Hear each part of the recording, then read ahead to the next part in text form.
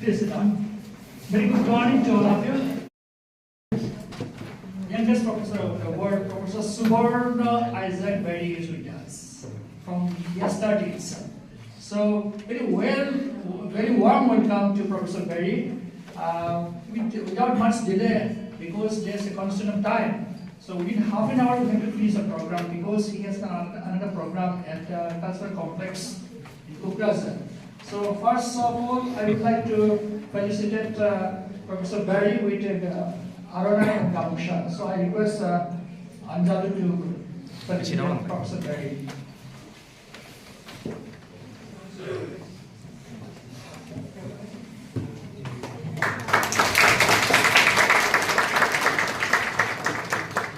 We also would like to felicitate the proud father of Professor BARI, Mr. Rashidul Islam.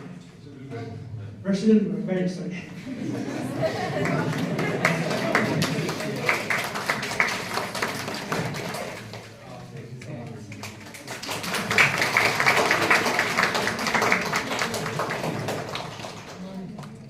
Now I would like to hand over this microphone to Professor BARI. So please. I think with brief introduction from BARI, we can start the introduction program. Please.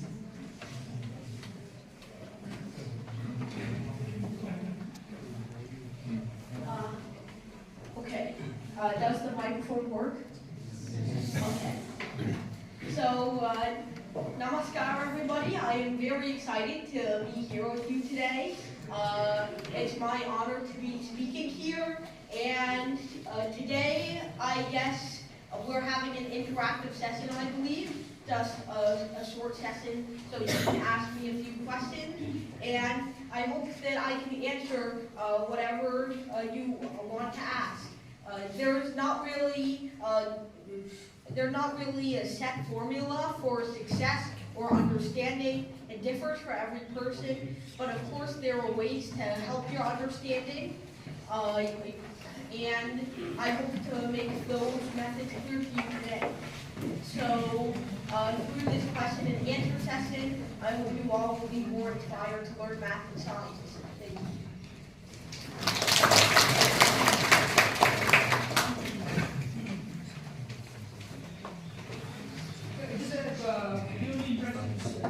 So I invite questions. How will they hear me?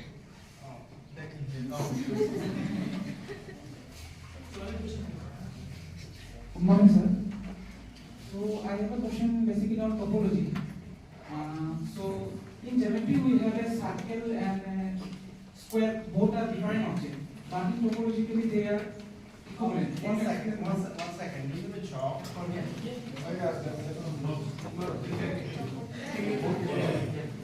Oh, that one? Oh. Okay. No, first listen to the question. Like in 2D geometry, we have a circle and a square. They are different objects, but in topologically they are equivalent. Can you explain, sir, what's the reason behind it?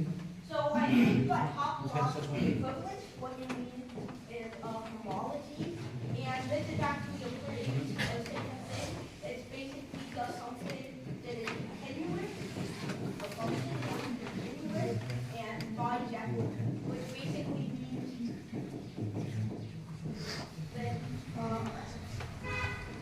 you have a unique A, and it gives you a unique B. So every input gives you exactly one unique output. So that can exist between the point on a circle and a square too. You could have geometrical math from one point on a circle to one point on a square, depending on how big the circle and the square are. So I hope that answers the question.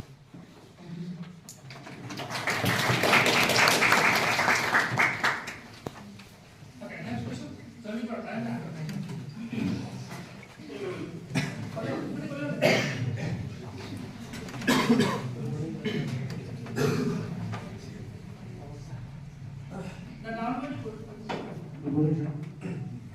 My question is that what is the dark matter and dark energy in our universe?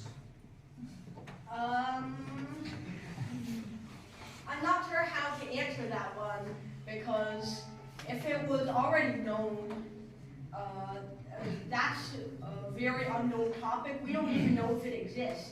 It's just a theory used to explain some discrepancies that we found down here.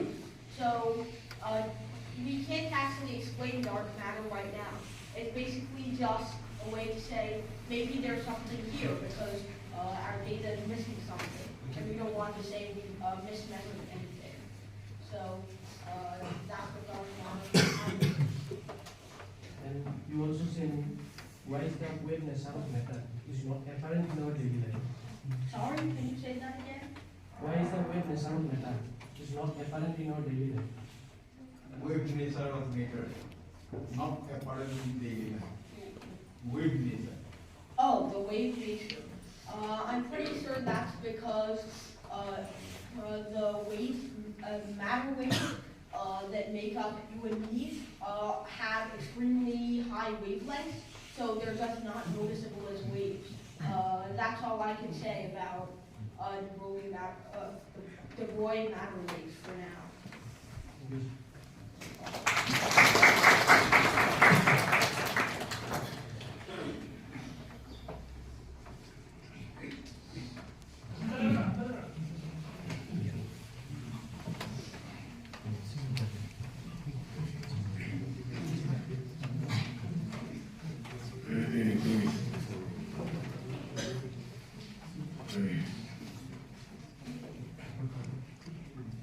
Sir, I just want to know that currently what are you working on? I have read I have read on some of the websites that you have solved some of the PhD level problems.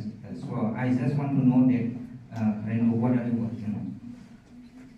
As in solve PhD level problems, they're not like new problems, but problems that are on a graduate student level. So what I'm working on right now, I'm working on a paper related to the geometry of regular polygons. So I hope that answers the question.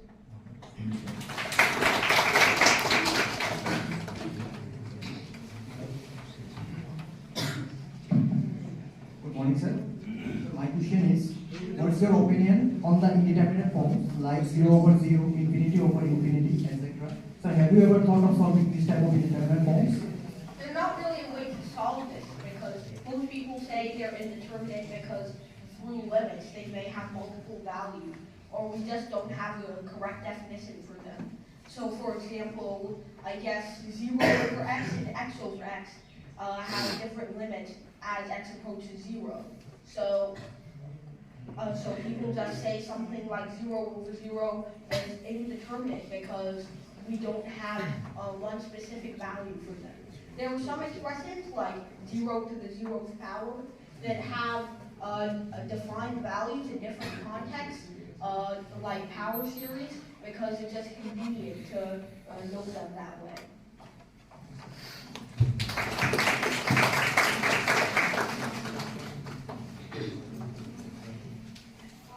So good morning, Professor Cosmology. So I want to ask you one thing that we know that entropy for a macroscopic system always increases. So why does it so? Why is it so?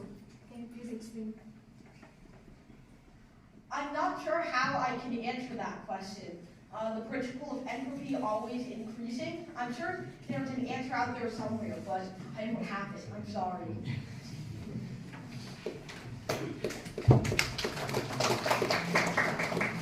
It's a very good question. Another question? Sir.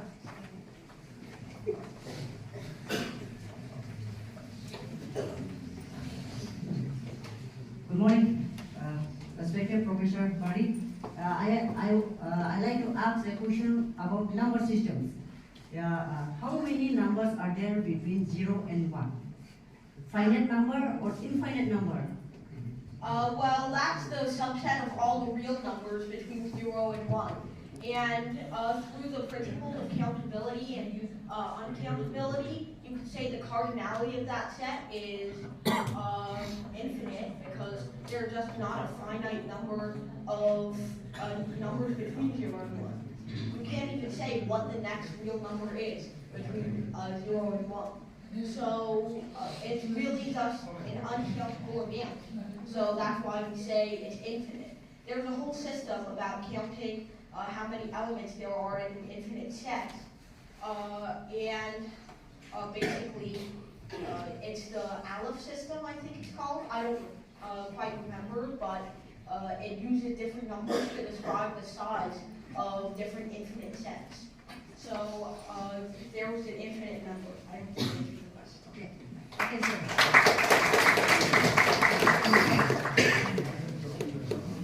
Any other questions? They're not really much to use the word.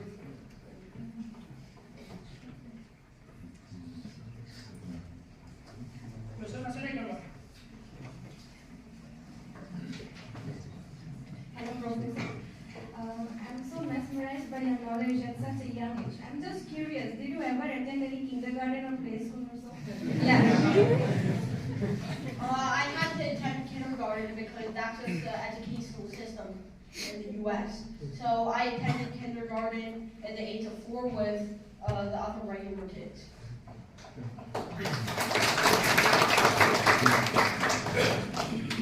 I'll ask you one question.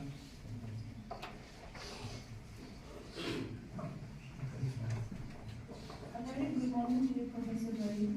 So what I want to ask is there any unsolved mathematical problem or conjecture that particularly intrigues you? There's one called, I don't remember the exact name, but it basically states that every even number can be expressed as the sum of two primes. There was another geometrical one that I was shown by a professor very recently. Essentially, it states if you have a given number of points in some arrangement, so if you have some number of points, like 6, for example, can you observe that every line drawn between the 2 points has some given difference between the point on one side and the point on the other? So for example, let's see if I can think of one right now. So this line right here has 3 points on one side and 1 point on the other.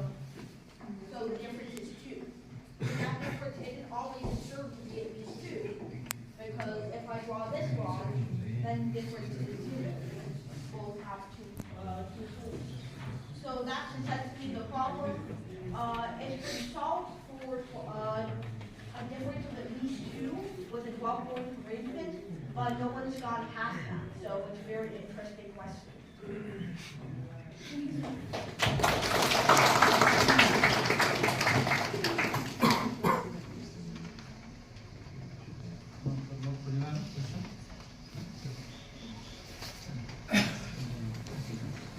Good morning, sir. So my question is that I was just curious about like IQ and EQ, emotional. So genius people, I have heard that genius people have less emotional towards the relatives and all that. So what about your, what do you think about this? I think that, personally, it may be true for some people, but I think that it does, I don't know, a correlation doesn't mean causation kind of thing. Maybe it's some related thing to genius that causes emotional intelligence to go down. I know that there are definitely a lot of prodigies that also are very mature and handle themselves well. I would say that everyone who has a high intelligence has a low emotional maturity, but we can't really define intelligence to begin with. So I think once we do that, then we can start measuring correlation between intelligence and whatever we define emotional maturity to be.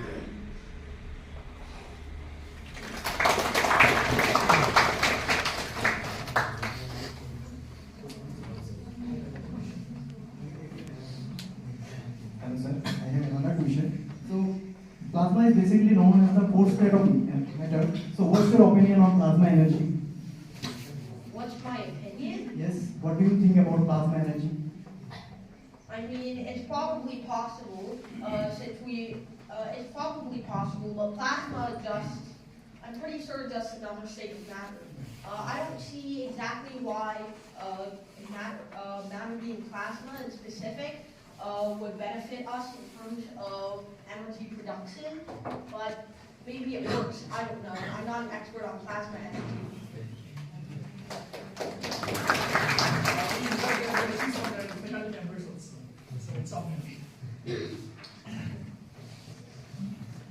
Okay, so Professor Bari, I'll start. So my question is basically I work on nanoscience and nanoscale materials for energy applications. So my question is, how does mathematics play significant role in studying nanoscale materials? Or what do you think? What is the relation of mathematics with nanotechnology?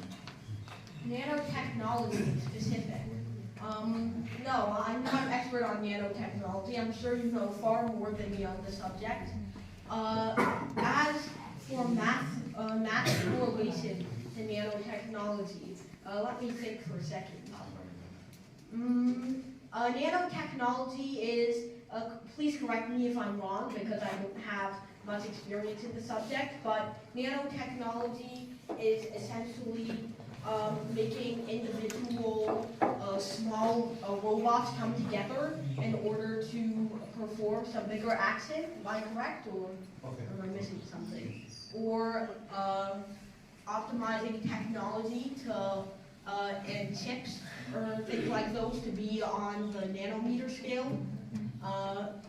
Now, how math plays a role in optimization? I'm not exactly sure about that, but optimization is a big subject in math as it is. So I'm sure that finding some way to compress the elements of a chip into a very small space is provided for in math, in geometry, and calculus. That's all I have to say. I'm sorry.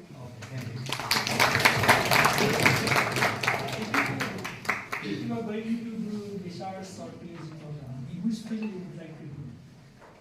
Because you know that you are very expert in physics and mathematics. So which field would you like to choose? In mathematics, I guess I would mostly like to do something like probability. It's a very fascinating subject.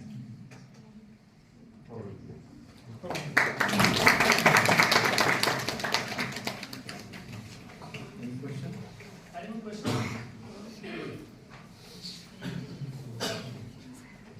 Okay, so Professor, one more question. You talk about probability. So what is probability? Just tell us something about probability and how it is relevant to us. I guess probability, in general, we can tell the chances of something happening, of course. That's the whole purpose of probability. And I think it's most useful in terms of quantum mechanics, where we can tell where a particle is based on probability. And probability also, I guess, gets used on the macro scale when we're talking about, for example, economics. What's the probability of a certain person making a certain action, or what's the probability the stock market will go up or down today? And I'm sure there are some other use for probability in, for example, engineering, but those are the two main uses I can think of right now. Thank you.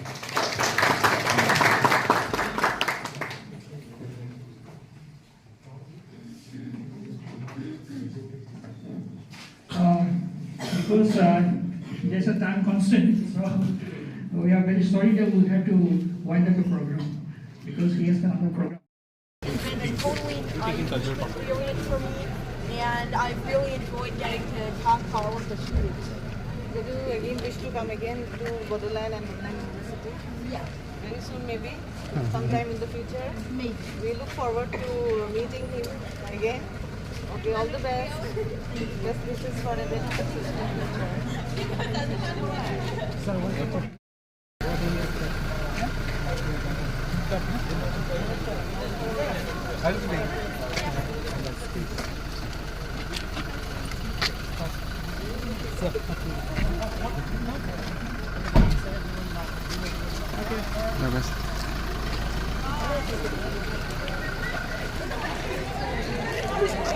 Okay.